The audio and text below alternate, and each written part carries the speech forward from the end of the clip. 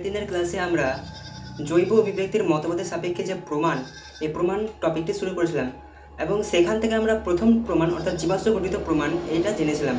তো আজকে আমরা দ্বিতীয় প্রমাণ অর্থাৎ এই জৈব অভিব্যক্তির মতবাদের সাপেক্ষে যে সমস্ত প্রমাণ আছে সেগুলোর সম্বন্ধে যে দ্বিতীয় প্রমাণ 2 নম্বর প্রমাণ, সেই 2 নম্বর প্রমাণটা বুঝবো।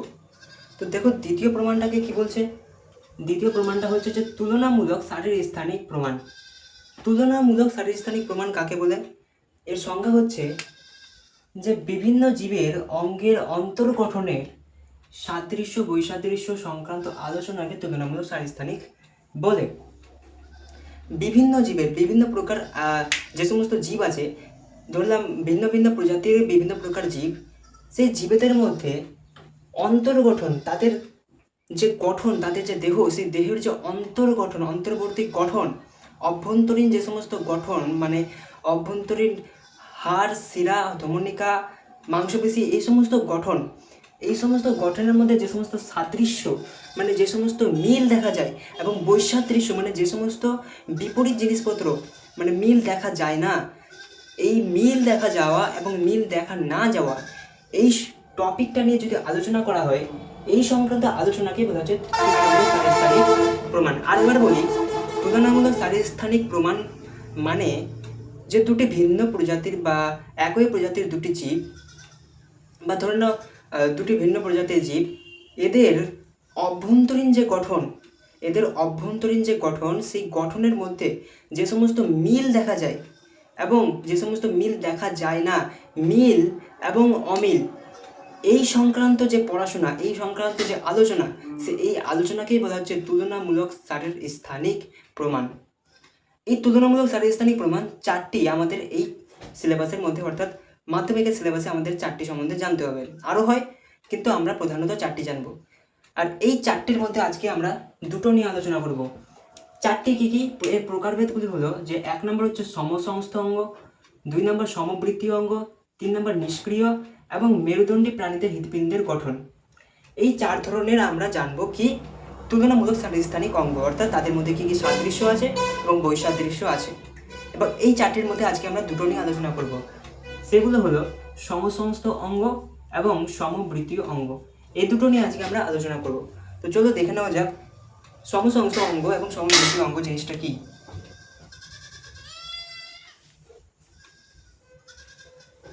তো আজকে আমরা প্রধানত কি জানবো? আজকে জানবো সমসংস্থ অঙ্গ সম্বন্ধে। 1 নম্বর সমসংস্থ এবং সমবৃত্তীয় অঙ্গ। তো প্রথমে আমাদের হচ্ছে সমসংস্থ অঙ্গ। সমসংস্থ অঙ্গ, এই সমসংস্থ অঙ্গ কাকে বলছে? দুটি ভিন্ন প্রজাতির বা একই প্রজাতির দুটি জীব নাও, ঠিক আছে? দুটি জীব নিলাম। এবার এই জীবের মধ্যে এমন কয়েকটি গঠন বা হাত পা, যেগুলো হলো এই হাত পায়ের মধ্যে বা শরীরের যে কোনো অঙ্গের গঠনের মধ্যে যদি সাদৃশ্য বা মিল দেখা যায়, মানে অভ্যন্তরীণ গঠন যদি মিল দেখা যায়, অর্থাৎ ওই প্রাণীটির দেহে যে সমস্ত হাড় আছে, এই প্রাণীটার দেহে বা এই জীবটার দেহ একই ধরনের হাড় আছে, একই সংখ্যক, সমান সংখ্যক, তাহলে তাকে বলা হবে সমসংস্থ অঙ্গ। তাহলে কি বলবো নাকি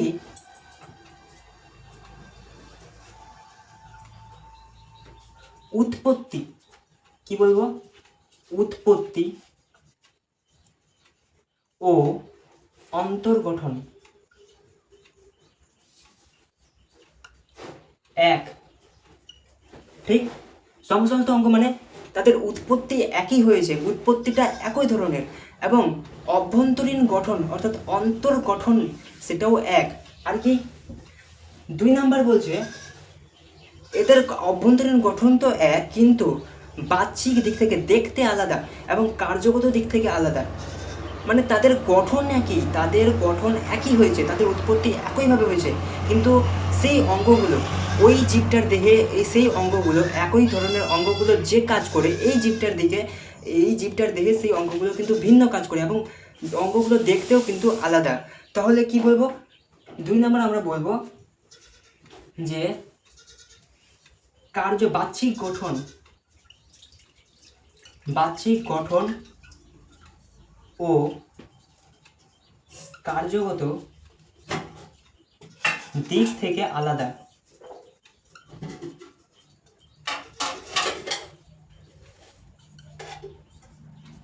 ভালো করে বুঝে নাও সমস্ত অঙ্গ কাকে বলে, নাকি যে সমস্ত জীবেদের মধ্যে জীবেদের অভ্যন্তরীণ অঙ্গের উৎপত্তি, অভ্যন্তরীণ অঙ্গ কিন্তু বলবে, অভ্যন্তরীণ অঙ্গের উৎপত্তি ও অন্তর্গঠন এক, কিন্তু বাহ্যিক গঠন ও কার্যগত দিক থেকে আলাদা হয়, তাদের বলা হয় সমস্ত অঙ্গ। অর্থাৎ গঠনগতভাবে একই, অন্তর্বর্তী গঠন একই, কিন্তু কার্যগত দিক থেকে আলাদা। ওই অঙ্গটা আলাদা কাজ করে, এই অঙ্গটা আলাদা কাজ করে এই জীবের দেহে, এবং তারা দেখতেও আলাদা, তাদেরকে বলা হচ্ছে সমস্ত অঙ্গ। উদাহরণ কি বলবো আমরা, উদাহরণ যদি আমরা দেখতে যাই তাহলে আরো ক্লিয়ার হয়ে যাবে। উদাহরণস্বরূপ আমরা বলতে পারি মানুষের হাত,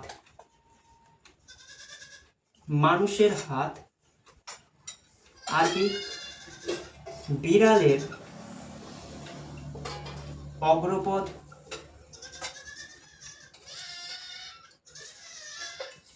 আর তিমির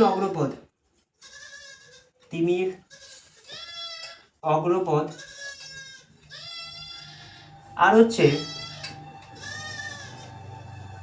বাদুড়ের ডানা। মানুষের হাত, এই আমাদের যে মানুষের হাত, এই মানুষের হাত, বেড়ালের অগ্রপদ, তারপরে হচ্ছে তিমির অগ্রপদ এবং বাদুড়ের ডানা, এদের মধ্যে এদের যে গঠন, এই সমস্ত অঙ্গগুলোর যে গঠন, অন্তর্গঠন এবং উৎপত্তি একই ধরনের। মানুষের হাতের মধ্যে, আমাদের হাতের মধ্যে যে সমস্ত অন্তর্গঠন, অর্থাৎ যে সমস্ত হাড় আছে, যেসব ধরনের হাড় আছে, বেড়ালের অগ্রপদের মধ্যেও একই ধরনের, একই জিনিসগুলো আছে সমান সংখ্যক। সেম তিমির অগ্রপদেও আছে এবং বাদুড়ের ডানাতেও আছে। সেগুলো আকারে ছোট হতে পারে, কিন্তু সেগুলো সমান সংখ্যক, এবং সেগুলো দেখতে আলাদা হলেও কিন্তু অভ্যন্তরীণ গঠন যে সমস্ত হাড়গুলো আছে সেগুলো কিন্তু একই। যেমন কি আছে, হিউমাস,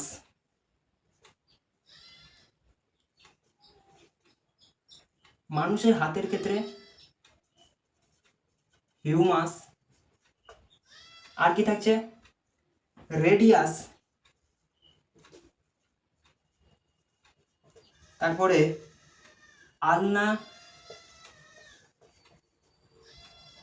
আলনার পরে থাকছে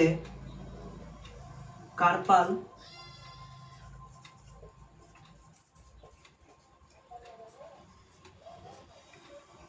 থাকছে, তারপরে থাকছে মেটাকার্পাল,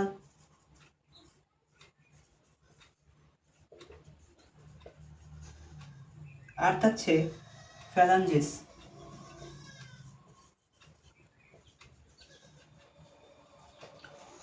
এই যে হাড়গুলো, এই যে দেখো হিউমাস থাকছে, হিউমাস, রেডিয়াস, আলনা, কার্পাল, মেটাকার্পাল এবং ফ্যালাঞ্জেস। এই সমস্ত অঙ্গগুলো, এই হাড়, এই নামের, এগুলো কি এক একটা হাড়, এক একটা অঙ্গ। তো এই সমস্ত আমাদের হাতের মধ্যে, আমাদের ধরো মানুষের হাতের মধ্যে হিউমাস থাকছে, হাতের যে অভ্যন্তরীণ গঠন, যে সমস্ত হাড় থাকছে, সেই হাড়গুলোর মধ্যে একটা হলো হিউমাস, তারপরে বলছে রেডিয়াস, তারপরে আলনা, আর থাকছে কার্পাল, মেটাকার্পাল এবং ফ্যালাঞ্জাস। এগুলো মানুষের হাতেও থাকে, বেড়ালের অগ্রপদেও থাকে, তিমির অগ্রপদেও থাকে এবং বাদুড়ের ডানাতেও থাকে। সেগুলো আকারে, যেমন মানুষের হাতের আকার একটা, এবং হাতের আকার যে এই ধরনের, আমাদের হাতের যে আকার, তার মধ্যে এই সমস্ত থাকছে। এবং বিড়ালের অগ্রপদের আকার কিন্তু মানুষের হাতের থেকে কিছুটা কম হয়, ছোট হয়। তো তাদের ক্ষেত্রেও এই জিনিসগুলো থাকছে, কিন্তু আকারে ছোট হতে পারে। এবং তিমির অগ্রপদ তো বিশাল বড়, মানুষ, বেড়াল, এদের ক্ষেত্রে তো তিমির অগ্রপদ বিশাল বড়। তো সেক্ষেত্রেও কিন্তু যে সমস্ত অঙ্গগুলো, যে সমস্ত হাড়গুলো থাকছে, সেগুলো কিন্তু এগুলোই। এবং বাদুড়ের ডানার ক্ষেত্রেও সেম জিনিসগুলো থাকছে, আয়তনে আকারে ছোট বড় হতেই পারে, কিন্তু জিনিসগুলো কিন্তু একই।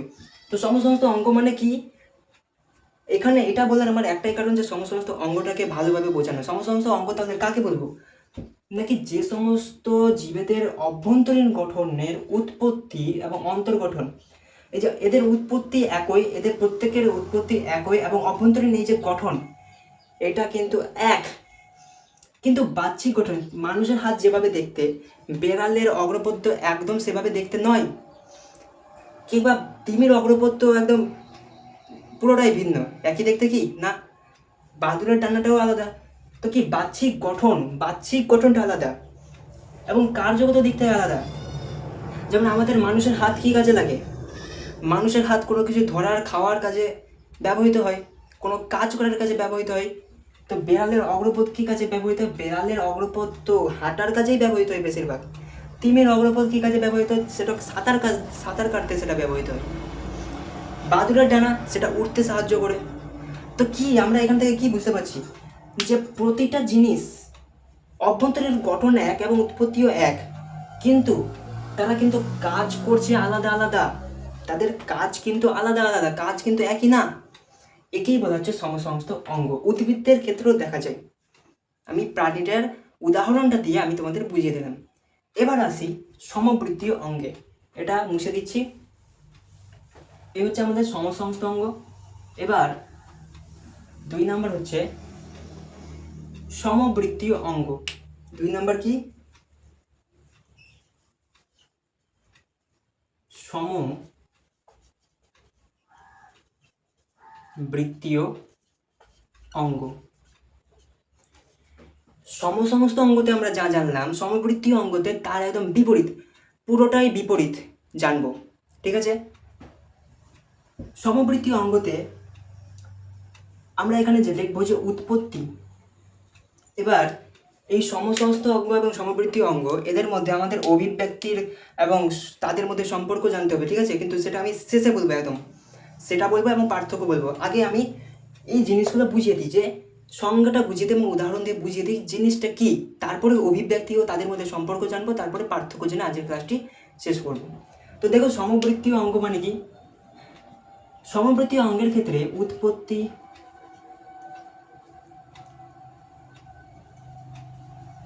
উৎপত্তি ও অন্তর্গঠন।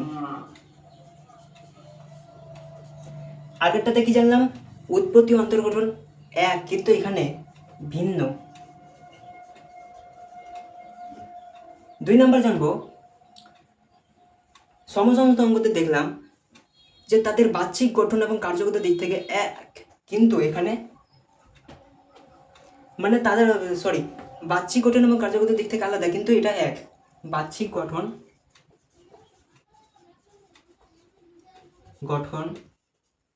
ও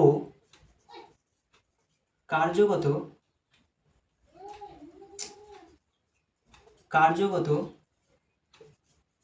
দিক থেকে একই।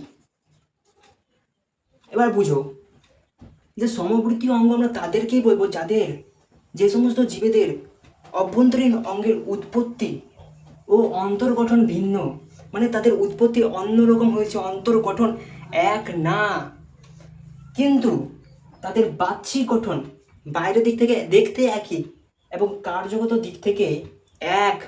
মানে বাইরে থেকে দেখছি ওটাও, ওর অঙ্গটা ওভাবে যেভাবে আছে এরও সেম আছে, ওর সেই অঙ্গটা যে কাজ করছে এর সেই অঙ্গটাও সে একই কাজ করছে, কিন্তু যদি কেটে দেখি তাহলে ভেতরে দেখতে পাবো যে না, তার অঙ্গের ভেতরে যে সমস্ত হাড়গুলো ছিল, যে সমস্ত জিনিসগুলো ছিল, এর মধ্যে তো আলাদা, মানে অন্তর্গঠন এবং তাদের উৎপত্তি আলাদা, কিন্তু তাদের বাহ্যিক দিক থেকে দেখতে একই এবং কাজও করছে একই। এটাকেই বলছে সমবৃত্তীয় অঙ্গ। উদাহরণ আমরা যদি দেখি, উদাহরণ দেখলে ব্যাপারটা একদম ক্রিস্টাল ক্লিয়ার হয়ে যাবে।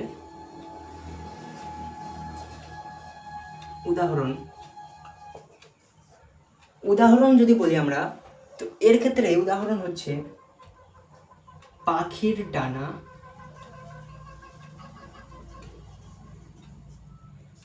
ডানা, এবং আরেকটা হচ্ছে পতঙ্গের ডানা। বলো দেখি, পাখির ডানা এবং পতঙ্গ, পাখির তুলনায় পতঙ্গের আকার ছোট, পাখির যে ডানা তার তুলনায় পতঙ্গের ডানার আকার ছোট, দেখতেও একই। ঠিক আছে? পাখির ডানাটা যেভাবে দেখতে, পতঙ্গের ডানাটাও তো সেম দেখতে। পাখির ডানাটা কি কাজ করে? সেটা পাখিটাকে উড়তে সাহায্য করে, এবং পতঙ্গের ডানাটাকে খেতে সাহায্য করে। পতঙ্গের ডানাটাও তো উঠতে সাহায্য করে। তো পাখির ডানা যা কাজ করে, পতঙ্গের ডানাটাও একই কাজ করে। কিন্তু আমরা যদি সেটাকে ভালোভাবে পর্যবেক্ষণ করে দেখি, তাহলে পাখির ডানার অভ্যন্তরীণ যে গঠন এবং পতঙ্গের ডানার যে অভ্যন্তরীণ গঠন, সেটা একদম আলাদা। পাখির ডানার মধ্যে যে সমস্ত অঙ্গ প্রত্যঙ্গগুলো থাকছে, পতঙ্গের ডানার মধ্যে সেগুলো আলাদা থাকছে। এটাই বলছে সমবৃত্তীয় অঙ্গ। আরেকটা উদাহরণ যদি আমরা, এটা 1 নম্বর উদাহরণ। 2 নম্বর উদাহরণ,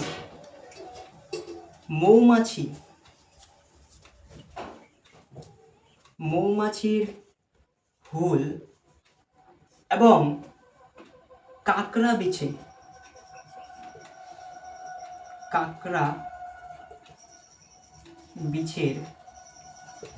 হুল। মৌমাছির হুল এবং কাঁকড়া বিছের হুল।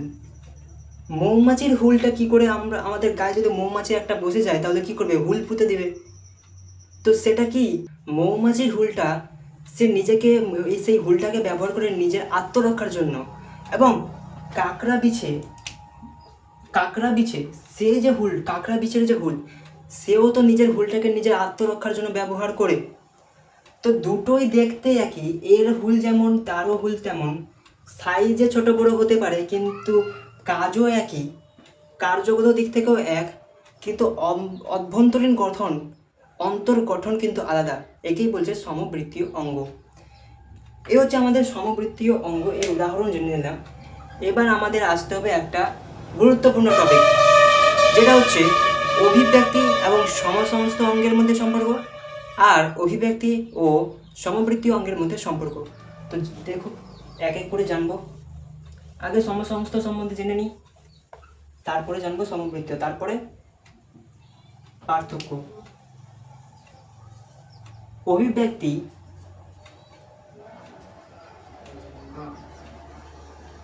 ও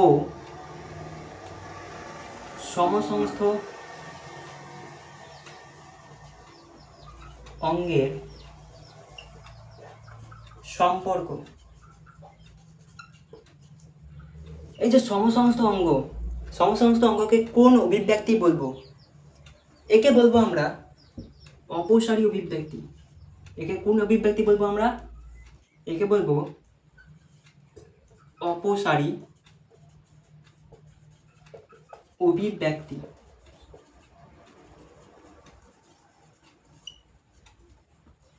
অপসারী অভিব্যক্তি কাকে বলবো? নাকি যে সমস্ত জীবের, যে সমস্ত প্রজাতির উৎপত্তিগতভাবে এক, মানে যে সমস্ত প্রজাতি একই পরিবেশে বা তাদের উৎপত্তি এক, কিন্তু তারা ভিন্ন ভিন্ন পরিবেশে অভিযোজিত হওয়ার দরুন, তারা নিজ পরিবেশ অনুযায়ী নিজেকে মানিয়ে নেওয়ার দরুন তাদের গঠনে, তাদের অঙ্গের বাহ্যিক গঠন এবং তাদের অঙ্গ কার্যগত দিক থেকে আলাদা হয়, তাকে বলে অপসারী অভিব্যক্তি। অপসারী অভিব্যক্তি মানে কি? যে উৎপত্তিগতভাবে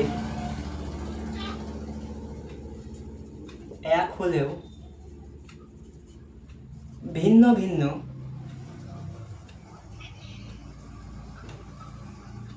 পরিবেশে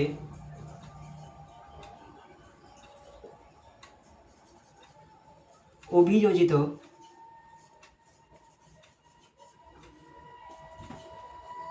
হওয়ার দরুন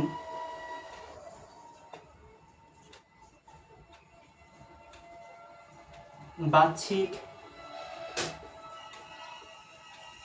গঠন ও কার্যগত দিক থেকে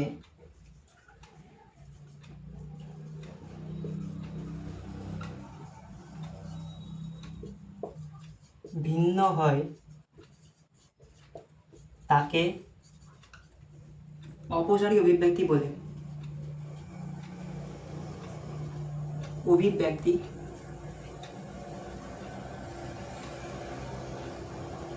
বলে। সোজা জিনিস কি বলছে, উৎপত্তিগতভাবে এক হলেও ভিন্ন ভিন্ন পরিবেশে অভিযোজিত হওয়ার দরুন তাদের বাহ্যিক গঠন এবং কার্যগত দিক থেকে তারা আলাদা হয়ে যায়, তাকে অপসারী অভিব্যক্তি বলে। নেক্সট হচ্ছে 2 নাম্বার, অভিব্যক্তি ও সমবৃত্তীয় অঙ্গের মধ্যে সম্পর্ক। সমবৃত্তীয় অঙ্গকে আমরা বলবো অভিসারী অভিব্যক্তি। অভিসারী অভিব্যক্তি।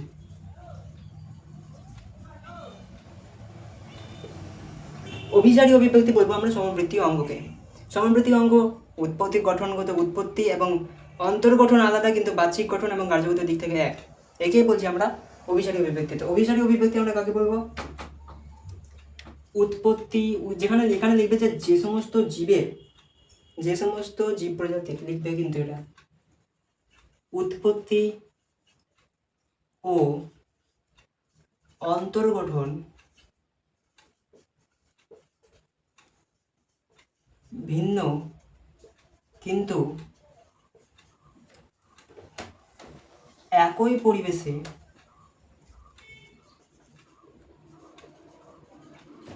অভিযোজিত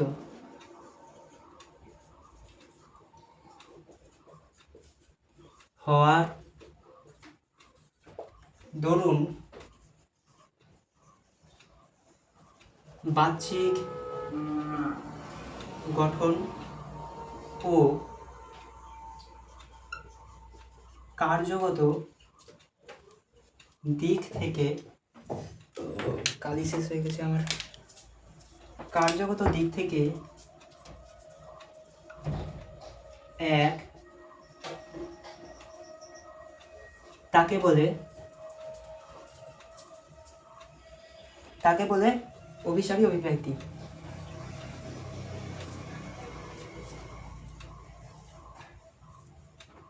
অভিব্যক্তি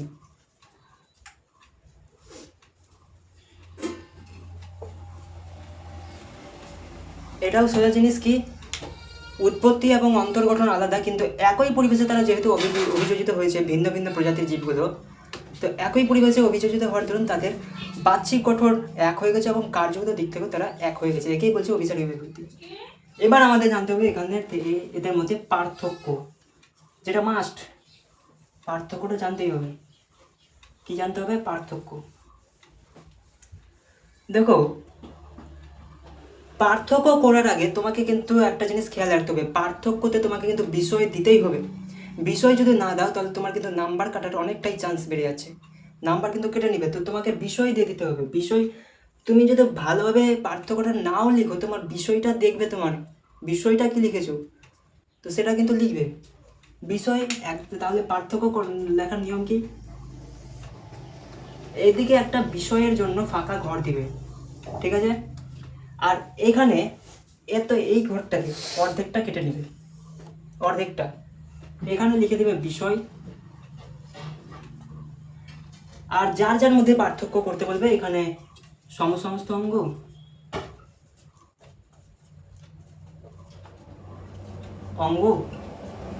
এখানে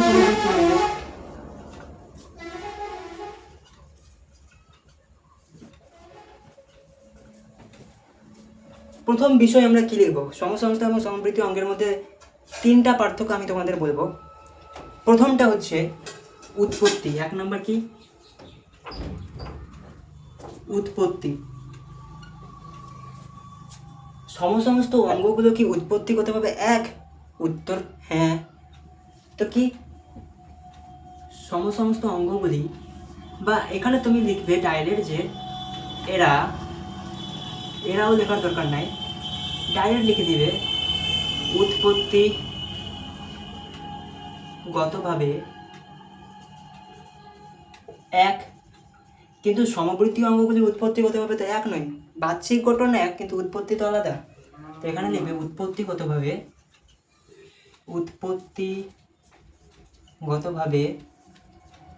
আলাদা। 2 নাম্বার পার্থক্য, 2 নাম্বার,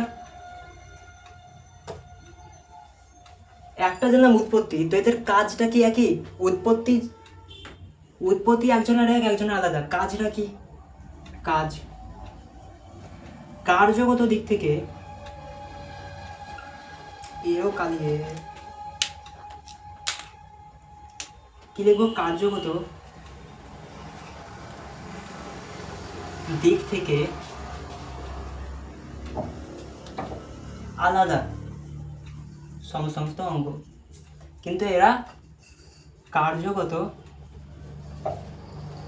দিক থেকে এক। লাস্ট একটা পার্থক্য জানবো বলে ক্লাসটা শেষ করব। কি সেটা?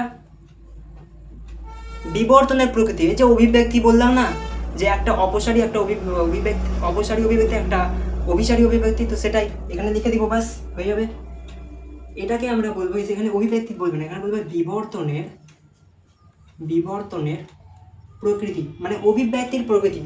বিবর্তন মানে তো অভিব্যক্তি, আগে তো বুঝিয়েছি, সেটাই বিবর্তনের প্রকৃতি। কি সেটা? সমসমত অঙ্গ হচ্ছে অপসারী অভিব্যক্তি,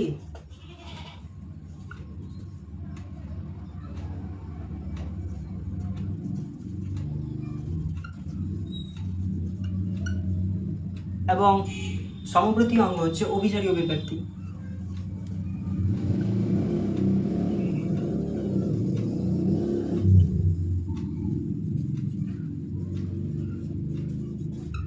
ব্যাস, তো 3টা পার্থক্য আমরা কি কি জানলাম? একটা উৎপত্তি, তারপরে কাজ, আর বিবর্তনের প্রকৃতি। ব্যাস, এই 3টা পার্থক্য জেনে রাখবে, কাজে লাগবে, ঠিক আছে?